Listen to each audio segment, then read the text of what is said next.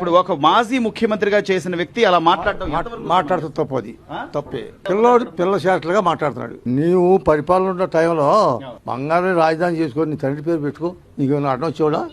ఈ లోపు ఎక్కడ పెట్టుకోండి అంటే ఒక సామాన్య రైతు మాట్లాడాడు ఇందాక.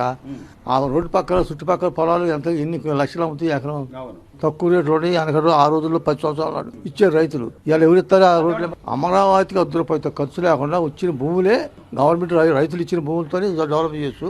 ఆ భూములు అమ్మి అమరావతికి ప్రభుత్వం డబ్బు ఏం పెడతలేదు, రైతుల డబ్బుతో డెవలప్ అవుతుంది, అవుద్ది కూడా.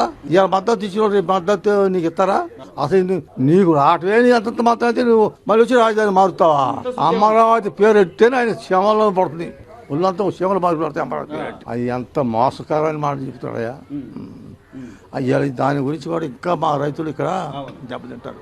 ఎందుకంటే వచ్చే బేరగాడు కూడా ఈ దరిద్ర మాటలకే మరి తేడా వస్తాయి. 11 పార్టీలు అంటే అక్కడ లోక్సభలో ఈ ఒక్కడే వ్యతిరేకం వచ్చింది. ప్రతి పార్టీలు మొత్తం అమరావతి మద్దతు. కాంగ్రెస్ పార్టీ, శివసేన కూడా స్వాగతించింది. అన్ని పార్టీలు మద్దతు. ఒక జగన్ పార్టీ అవినీతి జరుగుతున్నాడు, దానిగా వ్యతిరేకం అంట. అమరావతి అనుకోలేమే ఆయన అన్నాడు.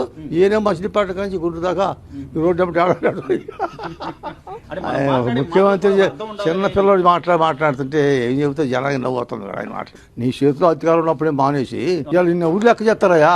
ఏడు కాదు నువ్వు అమరావతిలో పెట్టాలన్నా నీ మాట ఊరు లెక్క చేస్తారు. ఇక వాళ్ళు పని వాళ్ళు చేసుకుపోతున్నారు. రైతులు అనుకూలంగా వచ్చింది వాళ్ళ తీర్పు.